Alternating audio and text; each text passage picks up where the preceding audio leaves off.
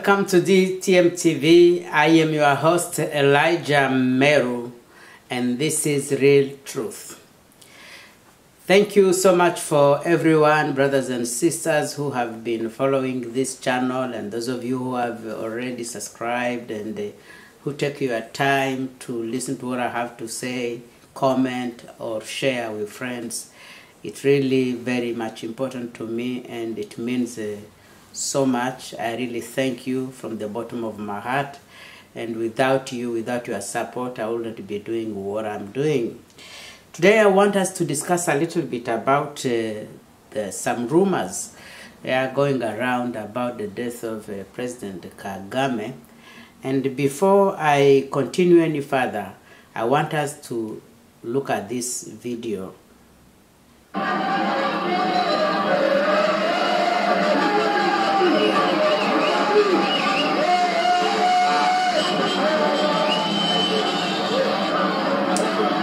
This was happening in the year 2014, and that is in the eastern part of Congo, in the city known as Goma. Goma, one of the cities which has been ravaged by wars since the year 1996 to date. Let's follow, and I'll be right back.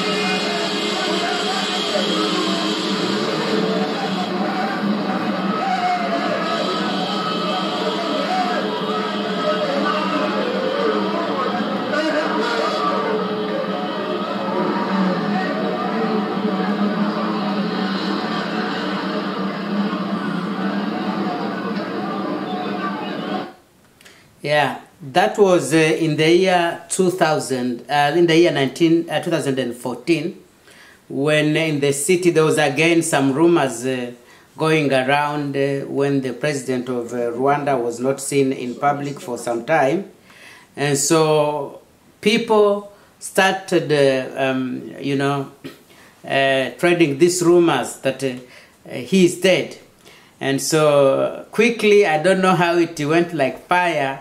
And in the city of Goma, they started chanting and dancing, as you could see here, celebrating that he was dead. It's only after some few days that he surfaced, and they realized that he was not dead. Now, some few of late also, the same rumors have been going around on social media. People saying like the president has not been seen in public, that he was sick, that now he's dead. Some saying he was flown to in the UK where he died. Others think he died in Kigali. And so I think the president of Rwanda is one of the very brilliant politicians that I know of this era, and but who has so many friends. He has so many people who admire him, who admires his ability of doing politics and the development that he has brought in his country. In the same equal measure, there are also some people who hate him passionately. On one hand, those who like him, like even the African Union, you will remember, some of us, that he has been the chair of the African Union for a year, and before that I think he was appointed as chair of a council that was to see ways to do some reforms in the African Union. And this shows really that other African leaders have some kind of respect to him, for him. And so the choice that they made, and thinking like he could lead this task force of reforming the body, the big body like African Union, really says a lot, you know. And so, and as a result of that committee that he chaired, we saw the launching of the African, the Intercontinental African Trade Area, the CFTA, and many countries signing it. And we saw also the unveiling of the African passport, him becoming the first citizen of Africa to hold that continental passport, together with the president of Chad, Idriss Deby, and some other, you know, high dignitaries and businessmen in Africa. And so in his country, so the people who support him give him credit for the fact that he inherited the country which was literally down, destroyed after the genocide, and those who were in power fled, took almost everything. So the country that he inherited had nothing. It was from zero. But he built that country from zero to one of the cleanest city, making Kigali one of the cleanest city, and so many infrastructure and order, law and order in the country, so many other things. But his critics also say that these infrastructure and stuff do not really translate in the development, because people are still hungry, there is no food, there is no money in the country, and so on and so forth. And he is accused to be also a dictator and so many other things. And so these people who support him, they think like his presence at the head, as the head of state of that country, has really transformed that country in a very, very short time. Like within a year, the country, within 20 years, I remember in 2000, he made this vision 2020, and I think they achieved a better part of whatever they planned for the year 2020. And those who knew the city of Kigali, of course, and the country generally, could really attest to that he has done something. And so, but on the other hand, there are also his critics, including the Hutus, you know, those who left, who fled the country, and who are outside, and who would like also to go back to their country. They can't agree that he is a role model, he is a good sign of leadership. And so all these are things that needs to be looked at carefully. And so these could be some of the people also who would celebrate when they hear of the news that he is missing. But it's just elementary economics when we say that everything that is rare, when everything is rare, then it increases the value, you know. So I think he knows this, so that sometimes he just decides to just withdraw from the public and just keep quiet and just have the low profile and give room to people to speculate, you know. Other people who would be really happy about this news are some of the people in Rwanda from his own tribe, Tutsis, who really are not also satisfied with his kind of leadership, because even Jesus Christ did not have the unanimity of people, you know, to support him, and that's why he was killed anyway. And so you would recall that in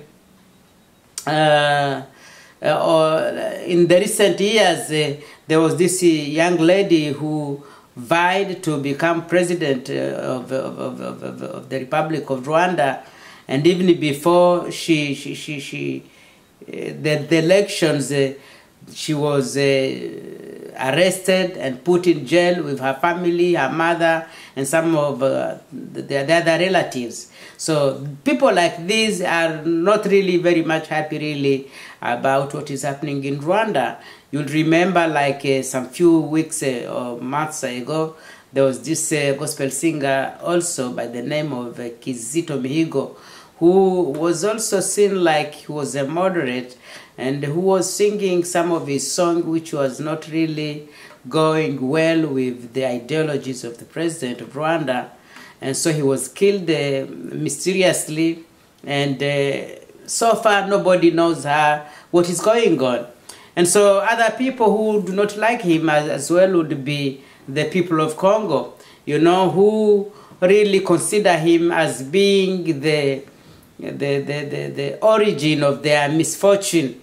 Like they believe that Rwanda is exporting so many minerals and they are becoming the first exporters of this, of that, minerals which are only found in eastern part of DRC, and they are not in Rwanda in the first place.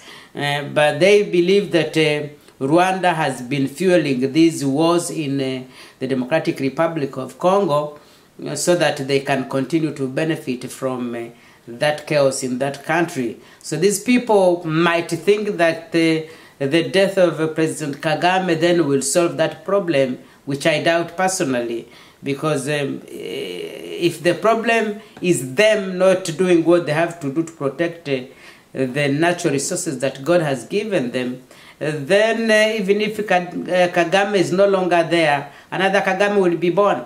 It may not be in Rwanda, but it may be somewhere else. When you have something very important in your house or wherever, you do something to protect yourself. You do something to secure whatever you have.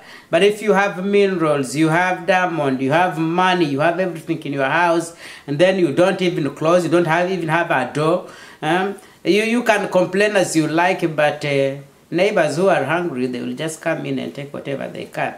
Understand? And so of late also there have been so many other enemies that the Rwanda has attracted. It's like they have expanded their circle of enemies, and we have had the relationship between Rwanda and Burundi not being well, good, you know, each country accusing the other one of trying to destabilize the country, of working with enemies of the country. The same could be said about Uganda. And we've seen the president of Congo, Tshisekedi, with the president of Angola, and sometimes the president of South Africa, trying to come together to try and mediate and reconcile the president of Uganda together with the president of Rwanda. So, as I said earlier, he has so many enemies the same way he has so many friends anyway.